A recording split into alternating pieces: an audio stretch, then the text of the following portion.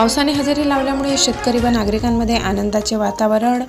येवला शहर खेड्यापाड्यात पावसाची हजेरी लागल्यामुळे शेतकऱ्यांनी केले आनंद व्यक्त। गेल्या 2 महिन्यापासून शेतकऱ्यांनी आपापल्या शेतीची मशागत करून पावसाची वाट पाहिली। वेळेवर पावसाची हजेरी न लागल्यामुळे काही शेतकऱ्यांनी आपल्या पिकामध्ये जनावरे सोडली व शेत नांगरून टाकली।